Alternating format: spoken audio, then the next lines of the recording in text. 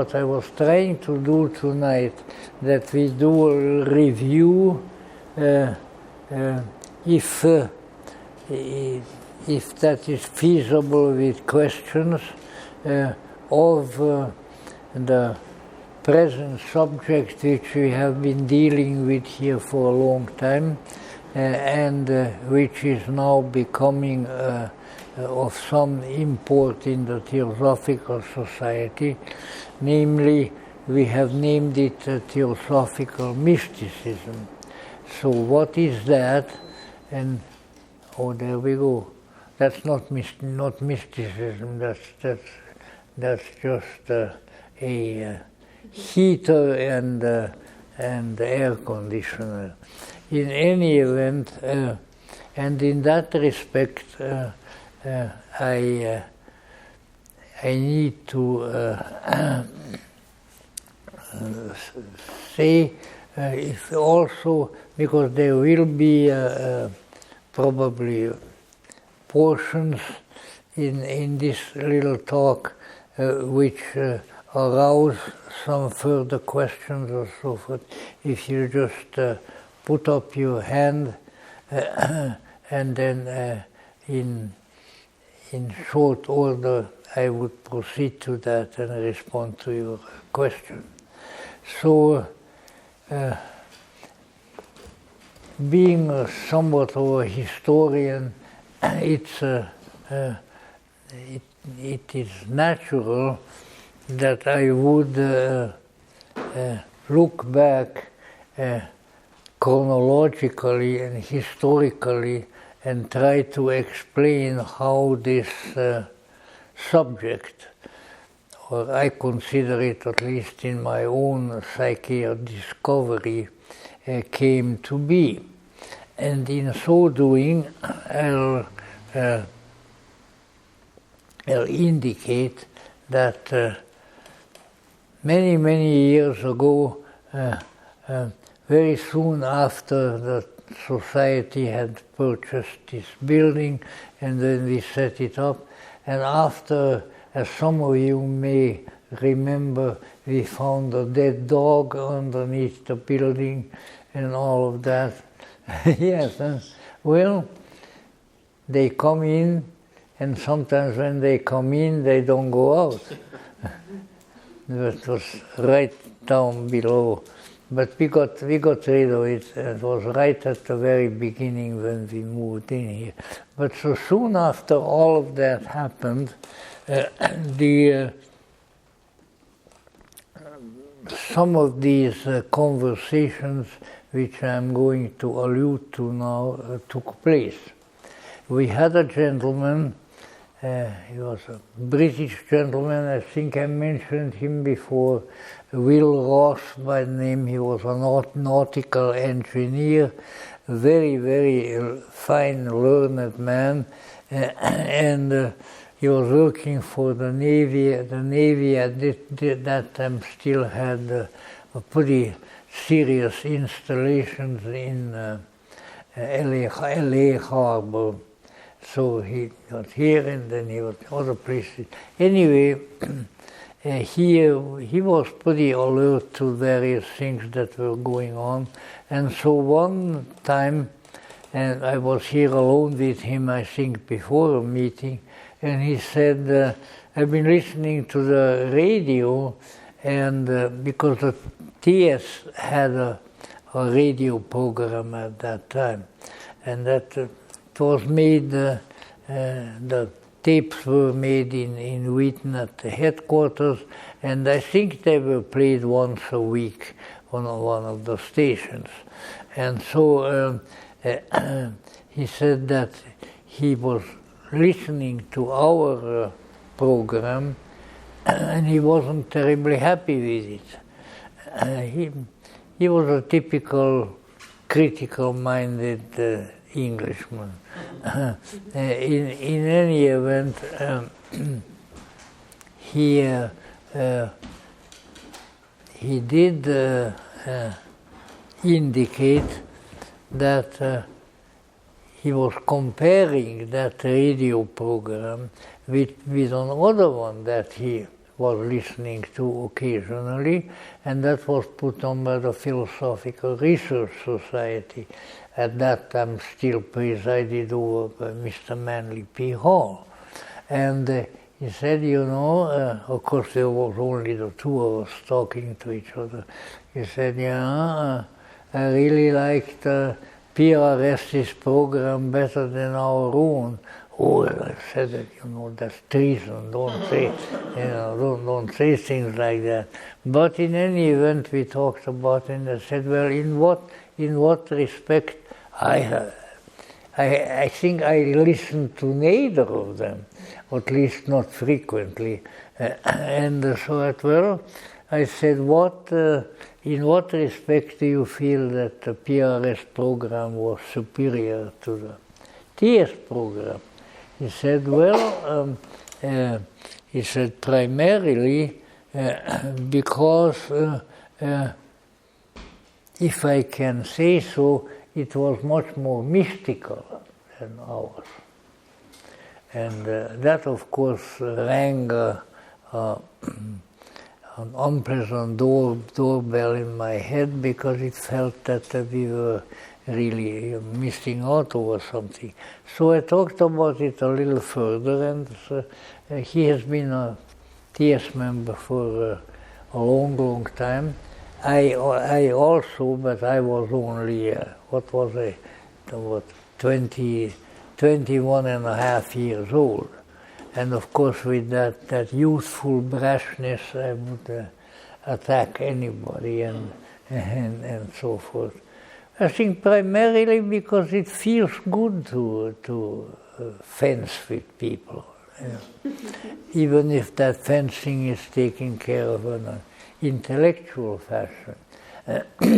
In any event, so I continued to discourse with him, and we came to the conclusion that he felt, and I agreed with him, that somewhere in all the books and all the lectures and so, there was a mystical side, a mystical aspect of theosophy, and that if indeed it can be readily discerned, that it would be helpful if we pursued some of it. So we kept on talking about it and let it go at that. In any event, so what we concluded was that implicit in the theosophical scheme of the world of cosmology and so forth, already implicit in the scheme itself, there is an indication that humans can and occasionally should reach out for certain realms of the cosmos which we know about, but the experience of which does not seem to be present a good deal of the time. And so I asked him about it a little more, and I certainly agreed. And so from this developed over the years my theory, if it is indeed mine, because I'm sure that many others have the same, the theory that one of the truly unique features that which almost anybody who is confronted with the theosophical scheme, the original one as proposed by Blavatsky, will find that unlike so many other cosmologies, so I don't know, Hermetic, Christian theological, Orthodox theological, all kinds of things, Egyptian and so forth, but consist of a great many, well actually 7, if that's a great many, to me maybe it's not a great many to you, of 7 components of reality, and consequently also of the reality that dwells in us, so our psyche or our soul. And that's unusual. I think most of us found it unusual. Come on, HPB, why 7? And why 7 portions? Why 7 principles? And maybe you don't consider that terribly exciting, but let's see, especially those of us who have studied various systems and so forth, and Hindu and Buddhist and various kinds of Buddhist this and that, it strikes us so strange to all of a sudden have one here with 7. In fact, I have a faint memory, and by this time of my age, most of my memories are faint, especially the good ones. So I had a faint memory that there was a special reason that HPB alluded to why the 7 instead of 1 or 2 or 5, but that she did not really explain much about it. And so what we came forward with was that the sevenfold structure of the human being and of the cosmos was advanced by her probably primarily in order to indicate the various experiences, that it was an experiential statement rather than a theoretical statement, as you might find, I don't know, in Immanuel Kant or something like that. Who actually is quite interesting also. But the being that if you have a notion, a feeling-toned, powerful notion of these 7 principles, then as you experience inside of yourself the various influences of the cosmology, then you will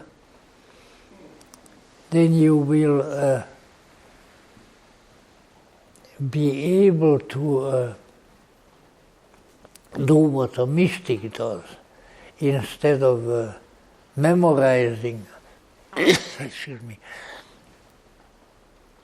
in spite of memorizing schemes from books or so, you will be able to experience these themselves. And so, when I used to have it memorized, maybe I don't right now in my old age, but in any event, when we start with the highest principle, to which HPV gave the Sanskrit name Atma,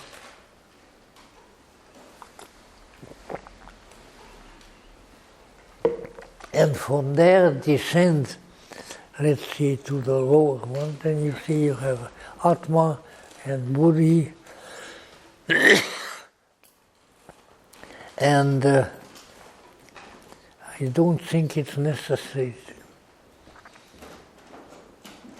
In any event, I have water here. So, Atma, Buddhi, Manas, astral plane, etheric plane, in the physical plane. That pretty much adds up to 7, but I was never very good with figures, so I'm not now either.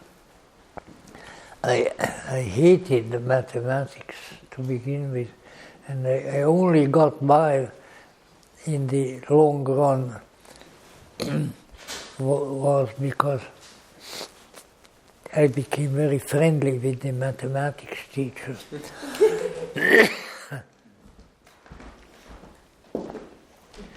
And in any event, let's say that in this respect, if we consider ourselves as being mostly functioning on the physical plane, then as we begin to experience more emotion, astral plane, as we experience enough of that, then the mental plane, then the Buddhic or intuitive and so forth, all the way up to Atma, which is Sanskrit for spirit. And the one way I remember it is that I have a good friend back east, who is a Spaniard, and he goes frequently back to Spain, and owing to his schooling and various things like that, he is a personal friend of the king who had abdicated just some time ago. Now it is his son. And so he said the Atma of the world, the Atma of the cosmos is a king, which I like because I'm a dyed-in-the-wool monarchist, and I am looking forward to someone coming and taking up the holy crown of Saint Stephan of Hungary on his head once again. We haven't had one since 1920. So in any event, that this sevenfold division of reality, as it appears very early in the secret doctrine, is a potential plan of the ascent, the change, the rising in the planes, as we have often said, of the human being. So it shouldn't just be considered that these are the 7 portions of ourselves, but that these are like 7 steps which we can and should take in our spiritual life, and that we should aspire to raise our consciousness to the highest, although perhaps that would not occur very quickly or immediately, but that the rising through the planes is really one of the ways in which they can be treated. And so that right away was somewhat of a shock. But let's say, as time goes on, I remember, for instance, in Wheaton, Illinois, I wasn't there at the time, but in Wheaton, Illinois, at the Theosophical headquarters, fairly early in the game, I couldn't tell you when, but about the time when Quest published his book, the Dalai Lama came there and spent quite a bit of time there, and he said, oh yes, Madame Blavatsky is a bodhisattva. She's a great spiritual teacher, very important, very important. And then he said something to the effect that we have to practice these seven parts is an old Tibetan system. Now we use 5, earth, water, fire, air, that's not quite yet, and metal. It's a Tibetan system. You've seen the little flags strung on a thing that hang up that has the 5 Tibetan elements there. Our elements in the West primarily were earth, water, fire, air. It's 4. So in any event, he said, Dalai Lama said, these have to be experienced. It says you have to experience this. It's like ladder. You have to go up one physical, one other, and then you mean finally. So somebody asked me, so finally you mean we get to Atma? Yes, that's the one that Madame Blavatsky called it. Finally, we will get to that. And you know what we call that? We call it enlightenment. So, right there was the whole explanation of why the old lady was so hung up on the 7. Well, because the landscape of the inner world can be easily envisioned as 7-fold, and if one takes that, this is a good English expression. The English language is not that rich in really good expressions. Certainly not like the Hungarian, we know that. But that if we take these 7s as 7 ongoing possibilities, 7 steps of a stairway or a ladder, whatever you want to call it, then we can see how knowing about them and becoming familiar with them and so forth would advance what the Dalai Lama calls enlightenment, because it would bring you to a very high state of consciousness. And that is important. But that much of the time, that would be my criticism, much of the time we theosophists just rattle these off, Atma Buddhi Manas, blah, blah, blah, coming right down, but we don't really visualize it as an active principle. This is not something that has a real strong relationship to me, because these 7 states can be, and perhaps eventually should be, experienced by us. Then came sort of the second revelation on this, which did not come from Blavatsky, but from my other greatly revered person about whom I wrote actually a couple of books, namely C.G. Jung, because Jung developed a system wherein he referred to a whole number of degrees of consciousness, because they are the functions. They start with the physical.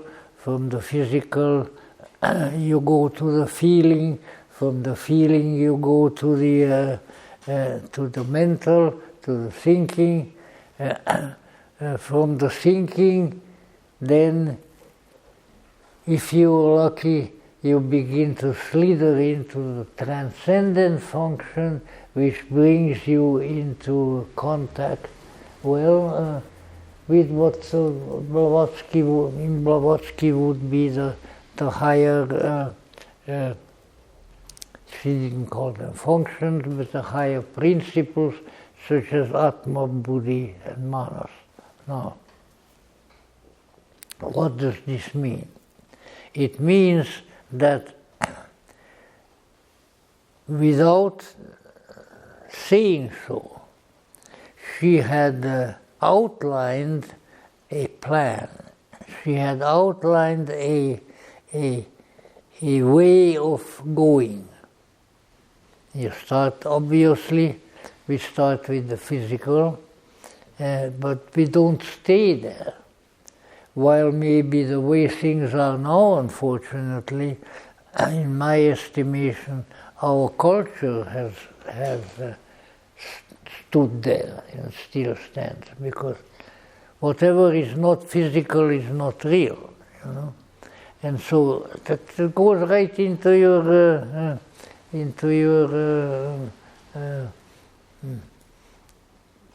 electronics and all these sorts of things, because what they are still physical. Right? So we have gotten stuck in the physical, and we can't let go of it.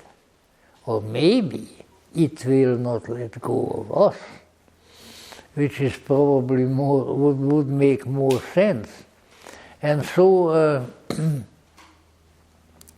right at the very beginning of the theosophical scheme, right in the Secret Doctrine and various early theosophical books like that H.P.B. wrote, you can see that her system lends itself to a transformational sequence,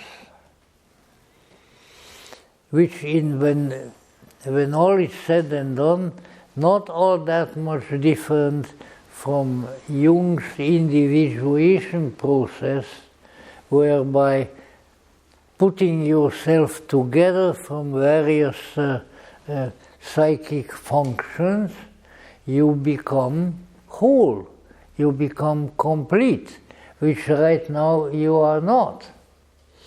Which is one of the reasons I think that there are so many interpersonal issues and fights and things of that sort, because we would like to be in a different function. We would like to function differently. They are called by Jung technically the functions of the ego, because the ego is the one that we are working with and in. It's the carrier of consciousness. And so when the carrier of consciousness becomes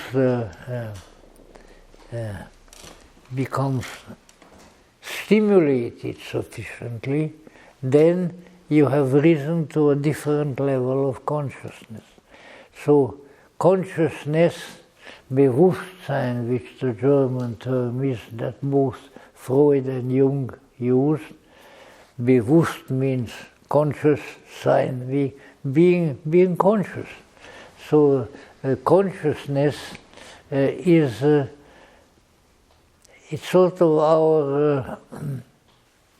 our traveling path, our railroad, which I know at the present time is not used much anymore. But I want you to know that when I was a little kid, I rode the Orient Express all the way down to the Balkans from Hungary. Now you can clap and you can really begin a very reverential treatment of myself as I deserve. But in any event, it was a fabulous train. it was a fabulous train. So if anybody has a good novelistic writing talent or thing, they should write about the journeys on the Orient Express. Yes? Does the Orient Express still exist, that train? The Orient Express in name still exists, but not really as much as it was. But it's a train that started way up in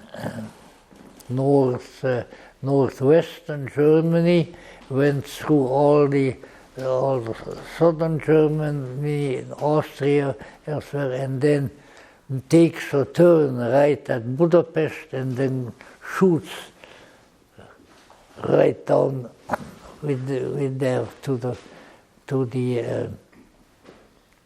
the Black Sea. You eventually get to Bulgaria and all of those.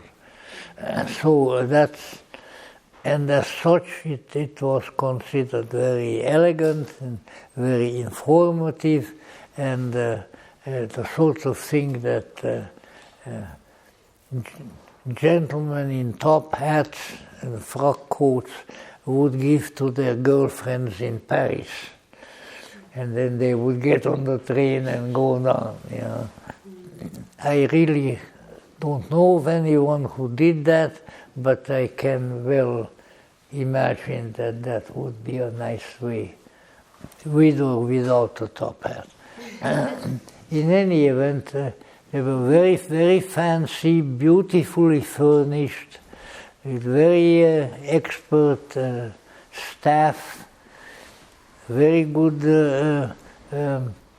dining room, all of these things, and a mixture of just about every European nation as travelers. You went into a particular compartment and you could find there a German, a Frenchman, an Englishman, and perhaps a Hungarian. But in any event, you know, they were all there. And they were playing cards, and they were doing this, and they were doing that. In any event, it was a very exciting thing, especially to a little kid. But it was an exciting thing to adults as well. And there too, I mean, you go one after the other come the stations, and with just about every station you are in a different country. You are moving south, you are moving down toward the Black Sea, toward Bosporus, toward Turkey, toward Bulgaria.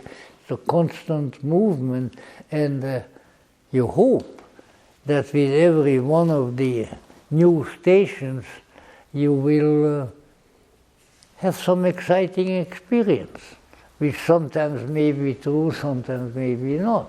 But in any event, it indicates a progression. No, it is something of the end, of course, Madame Blavatsky, without any doubt whatsoever, although I have not come across an actual description, that had undoubtedly traveled on the Orient Express more than once. So it's something like this. We are on our own Orient Express, and we are going down to the big water, to the Mediterranean Ocean. And if there maybe we find the ship, and then we cross over to Constantinople, or by Istanbul, as it is called now, in order to cross the Great Water, which has a deep psychological significance. I can, to my great chagrin, I must confess that I never crossed the Golden Gate. But my father did, and my father said that, I don't know what, I mean, I was just there, I was smoking my cigar, but something changed in me when I crossed with that ship. So it's a mysterious symbolism, which once you have the kind of symbolic sense that Jung was telling us to have, then all kinds of things can happen in your life that otherwise you would just gloss over, and you say, oh, isn't that interesting? We crossed a great body of water, and there is the Cathedral of the Holy Sophia. There are the various buildings that the Turkish sultans have put up. This is really an interesting place. So if you can do it financially and in other ways, I have not done it, so I am preaching to people who I think should do it, but it is, and certainly my father did. So it is a very interesting notion, because when you do that, when you cross, usually from Bulgaria, you take the ship. And what is the capital of Bulgaria? What's the name of it? Sofia. And those Bulgars, they figured things out, you know. But then you are on the ship, and you are going to what for probably at least a couple of thousand years was regarded the heart of Christian Europe, Constantinople. But then along came Mahmud, the Sultan, with his sword, and he said, no, it's not going to stay Christian. And he rode into the cathedral of Hagia Sophia on horseback, and he was chopping the crosses left and right with his sword. And he said, now it's no longer Christian. We are really, well, in any event, what I mean is, it is symbolic of transformation. The transformation may be for the better, the transformation may be for the worse, but transformation it indicates. And once again, I know many people, beginning with my father, who have been there, and they said that by the time he came, I think the Sultanate had fallen after World War I, and it was so the Hagia Sophia was no longer a mosque, which made it a little more acceptable. But let us say it's a journey where it's a journey to a different kind of consciousness. It's a journey to a different world, because even today, and I can only mention that second hand, that Constantinople is still one of the best collections of magnificent architecture in the world. It beats Renaissance Italy, and that's difficult to do. You know, in any event, at least so I am told, but I'm only told because they said I'm a little kid, I'm going to fall into the ocean, and I better not do that. Well, I fell into the Danube a number of years later, because they had blown up all the bridges, and the only way to get across was in a kind of a boat, and I stepped off that boat and fell into the water right next to the ruined the ruined bridge.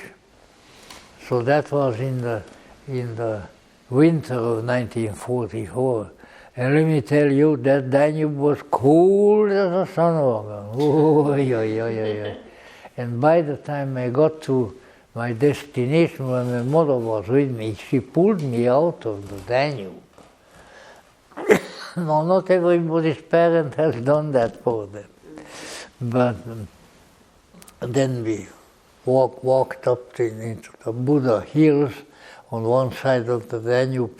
By the time we got to our destination, all my clothes were stiff frozen with cold Danube water. You know what? I never even got a cold. At least on that particular time. I had plenty of colds otherwise. But in any event, so that a symbolic meaning attaches itself to so many things. But you have to have a symbolic sense.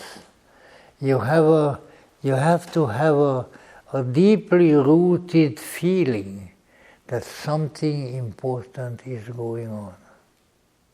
That this is not just an accident because of the bridges are having been destroyed by the war, which is true, or more accurately by the Germans, but that things are changing. And things are changing with you. And this is so true of so many things. I would have to sit down and probably write reams of paper to explain times when all of a sudden it hit me. Oh yes, things are changing. And they hardly ever changed really for the worse. You know? Only if you don't recognize, if you don't recognize what truly is going on, do you think that things changed for the worse? Because change for the potentially better is spread wide over this earth. But it's a potential. Now what does that mean? It means that you, body, are going to have to fulfill that potential. It's in you that it wants to be fulfilled, and that in itself is kind of a little bit uncomfortable. Why should I have to do all that work? Well, because you owe that to yourself, to your real self. You have to work your way out of the material darkness and the emotional turmoil that you experience here on earth. You don't belong to those things. Oh yes, they are inside of you.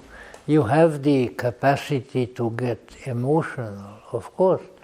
And life wouldn't be worth much without feelings, for heaven's sakes. So that's very important also. But you know what? Don't get stuck there. Don't get stuck in any of those stations. But keep going. Lord Buddha says something very, very similar. Keep going, keep going. Keep going to the enlightenment. So, but we have to be aware of that there's something going on here that is a transformation. And the transformation is your transformation. It's not the President of the United States, it's not the Prime Minister of Russia, it's not even, God bless him and give him a longer life, the King of England, but it is you. Some things are changing, things are reconstellating themselves in you. And sometimes if you get pretty good at certain kinds of self-observation, which is a good thing to have, then you notice, oh my gosh, when I went here, I was this way, and now I'm coming from there, and now I'm that way. Oy vey, as they would say in Jerusalem, whatever. So, well, you can only go to Fairfax Avenue, and you can say the same thing. Thing is, you have to remember Budapest, which was already when I was a little kid, was a city of 2 million, which for an Eastern European city is quite big. And at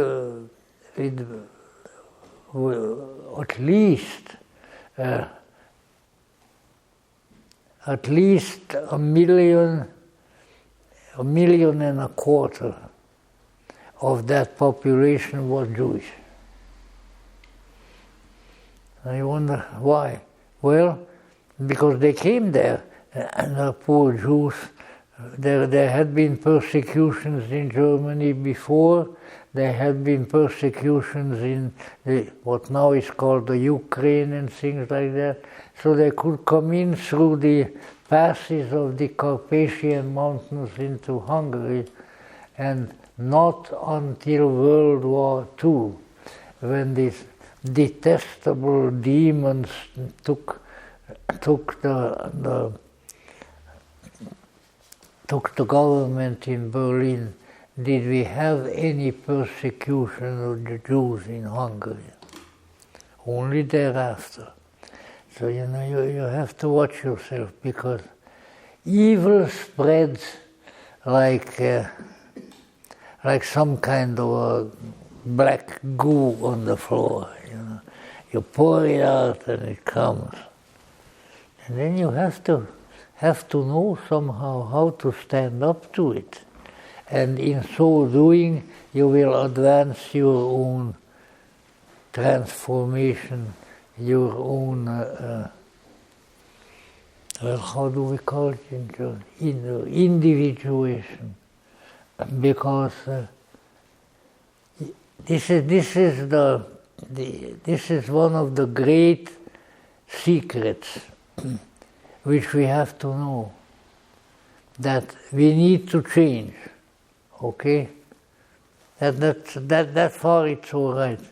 We need to change, but we need to change in such a way that it is meaningful and that it leads us to something greater, something better, something wiser, something more kind, which you can find in all the spiritual traditions. If you don't have that change, that reunification, that becoming one, then you haven't become anything, because something is trying to happen in you, and you have to facilitate that. If you have the right kind of vision, and I don't mean you have to be clairvoyant, I don't mean you have to be an Edgar Casey or a C.W. Leadbeater, but you got it. You just don't know it. That's the trouble.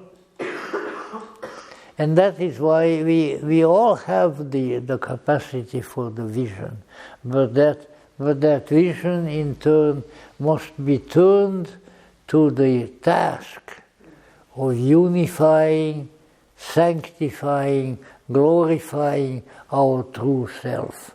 And that's where the difficulties arise. Now, I brought with me one of the 5 volumes of the edition of the Secret Doctrine that I managed to get hold of very soon after I came to Los Angeles. This is volume 1. Now, and from then on, this, even though I was very young and obviously interested in company and things of that sort.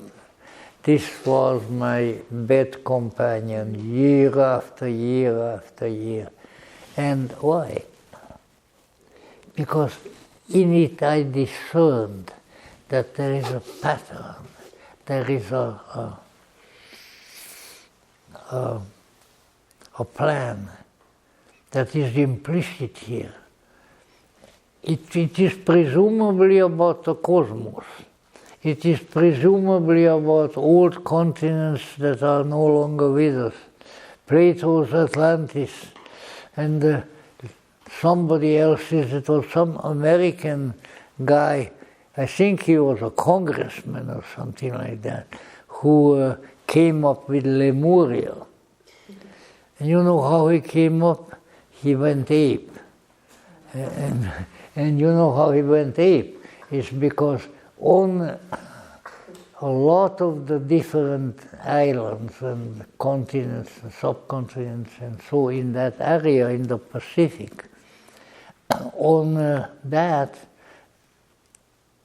he said they are all portions of the old Lemuria. Why? Because a certain kind of long-tailed monkey by the name of lemur lives on them.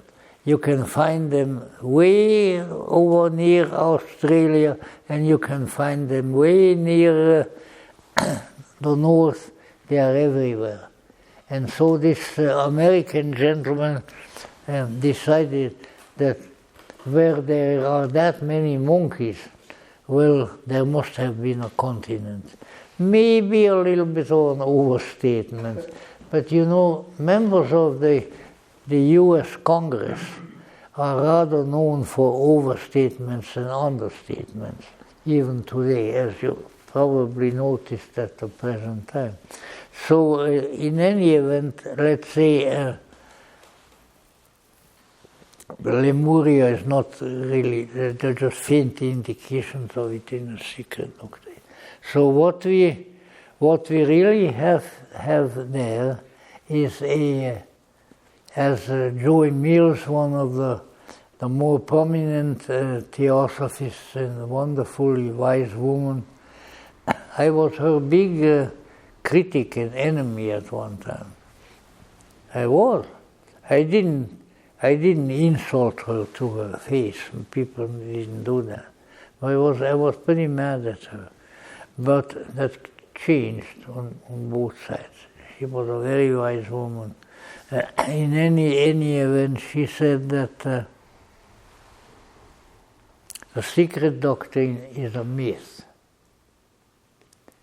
And this was when Joseph Campbell was already promoting his particular approach to mythology, and Heinrich Zimmer, the German mythologist, and various others. And so we were told, and I think with some authority, that this is a myth. And a myth is what? Mythos in Greek means a story. It's a story. But it's a story from which we can learn. It's a story that has meaning.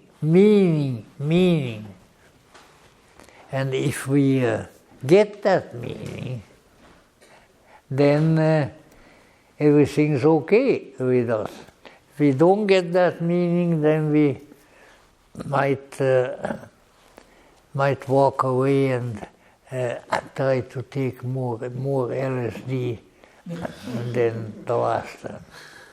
Because believe it or not, and now you might get really disappointed, the psychedelic revolution also drives in that direction. It drives in the direction of experiencing the psyche, experiencing the soul, and by way of that becoming more and more a whole person.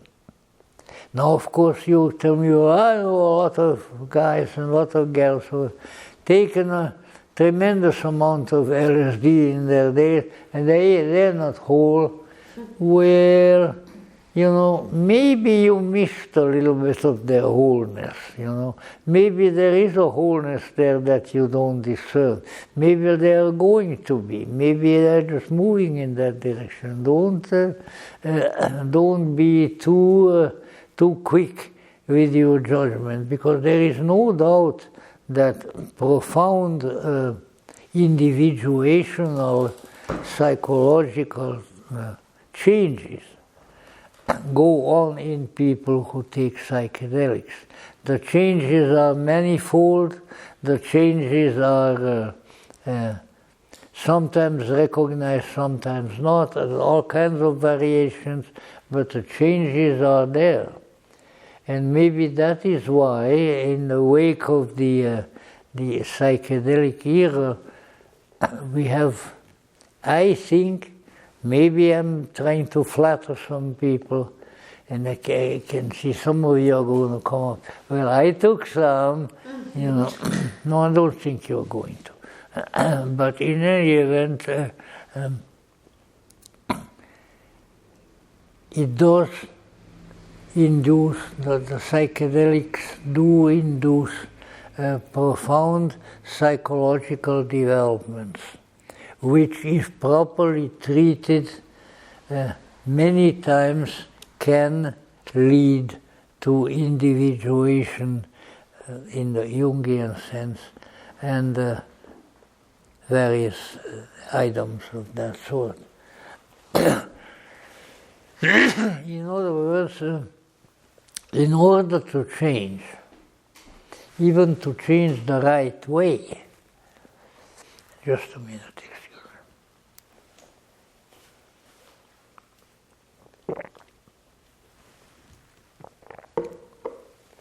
me. In order to change the right way, you have to have something or some things that have stimulated you.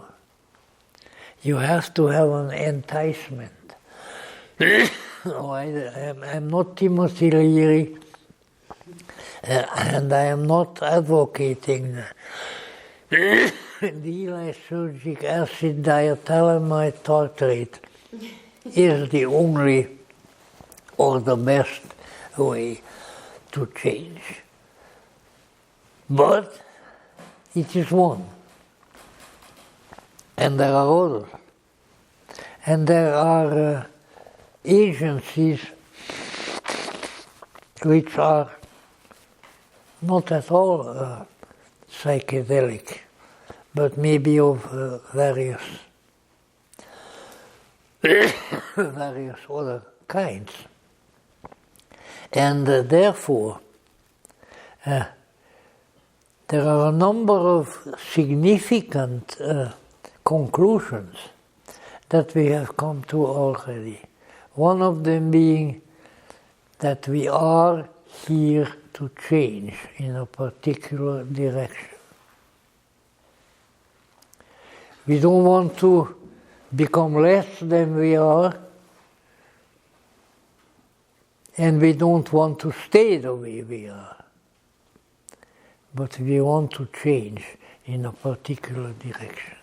And there is Madame Blavatsky with her sevenfold. Look, you have all of these steps that you can mount on. And if you keep going, interesting things are going to happen. That's what she's really saying underneath it all. But from that also, we need to draw certain conclusions. Now the conclusion can also mean the conclusion of a talk. And I keep on looking at that clock over there. But let me say this, the conclusion of all these talks is that you need to recognize that you are a transforming, a creatively changing being. If you recognize it, If you try to do things about it to stimulate that process, then you are doing well. If you doubt it, if you go in various other directions, then maybe the process will be somewhat delayed. But in all and every instance, you are a transforming person. You are a transforming being. And what you are transforming toward, now here you may get into a little bit more difficulty with people, because what you are transforming toward is, do I dare to say it? Or is the Holy Inquisition going to come and get me? Toward the divine, toward God. If you don't want that expression, then you don't want it. You know, if there is a God or several gods, goddesses, they're particularly nice, you know, then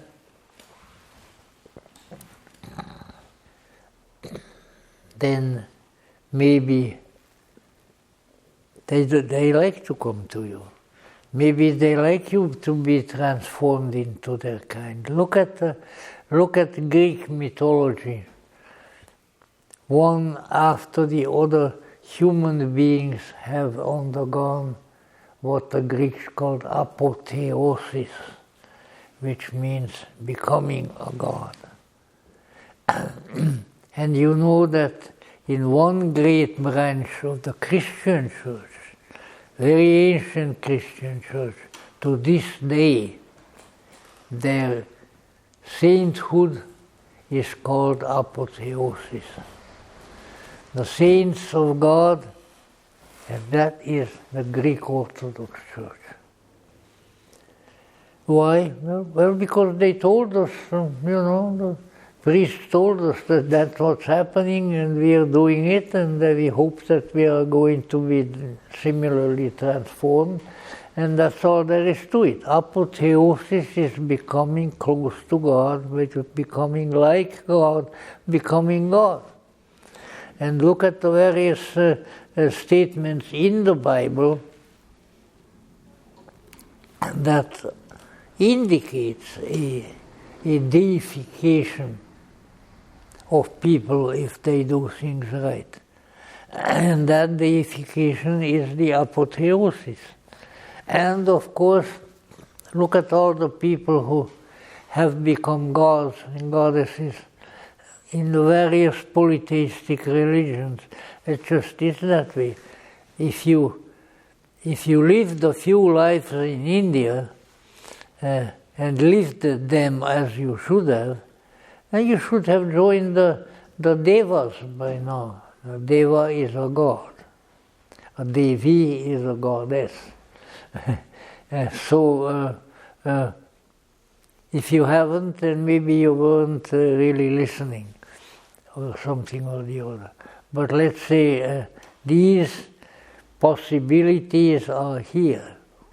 Whether we know it or not, whether we have learned how to cooperate with it or not, a spiritual growth, an apotheosis is taking place. When you see some very unfortunate person who has nothing, not even a brain, then you just hope that those faculties which will stimulate such a person to move closer to wholeness will come. And then he will be indeed individuated and complete. So we have to watch that. But we also have to be aware of it. And so, Blavatsky tried to make our people look. There is all of these 7 steps, but they can also be concentrated so that they are less than 7. In any event, if you become inwardly aware of your capacity to become whole, of your capacity to be of the Spirit, of the Divine, then once you become aware of that, the road is open and you will indeed achieve that. Now, of course, it's not easy. None of these matters are easy. But if we have a fairly clear picture of what we are trying to do, then they become easier, and various experiences, various images, various rituals, various dreams, various fantasies will come, which will all assist us in this task. If we say, well, that's nonsense, that doesn't exist, people don't change, people don't individuate, then nothing is going to happen. What I have been doing now, I have been trying to intimate as to what is implicit already in the secret doctrine. It's there. If you read between the lines, then you see that there are changes. Unfortunately, the old lady lived as a contemporary of Charles Darwin and the redoubtable ape man, and therefore, it's already to be found there. But as time goes on, as this cosmic order that she put forth becomes more internalized by more people, the closer we come to the accomplishment that we desire. And now, all these many years after the secret doctrine and other doctrines have been put forth, I think we have come to a place where it becomes more evident to at least some of us that we not only have a long past, like evolution would have it, clear down to some insy-binsy, teeny-weeny yellow polka nut something. We won't go any further. You'll remember that, don't you? All right. So, but that if you become ready, I don't even say be ready, because obviously none of us are completely ready yet, but we are moving toward being ready. Then we will see that we are transforming creatures, that transformation is part of, HPB uses that term quite a bit, our essence. Our essence wants to change, and not just to something trivial, but to itself. How do you change to your itself? When you discard those parts of yourself which are not really yourself. Say, oh yeah, sure, bye. You can do that. It's not easy. It has been done throughout the ages, and it's not a little wolf. It sounds like a whatever. Any event, some mechanical device.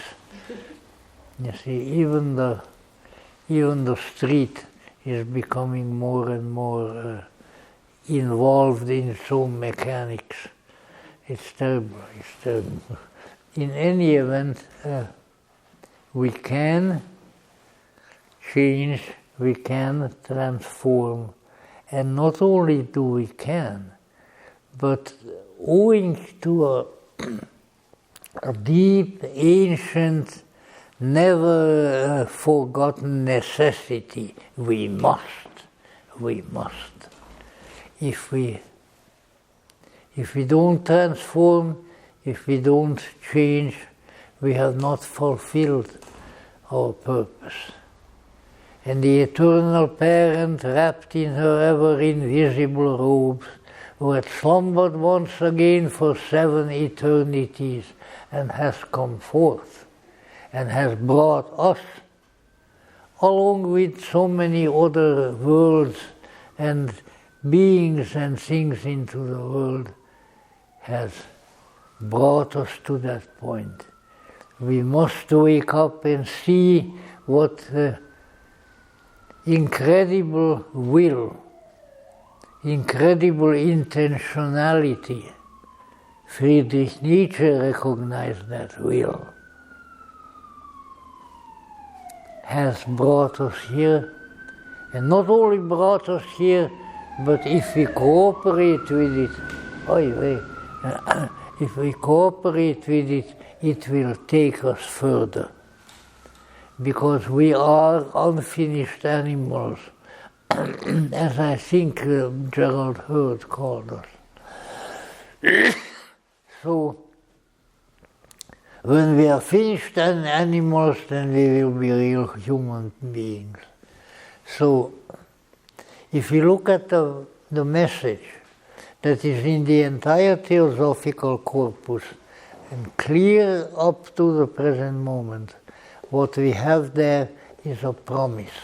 A promise that if we collaborate with the great eternal flood that has come forth from eternity, from the divinity, and that takes us back there, if we cooperate with that, we cannot fail, we will have to succeed.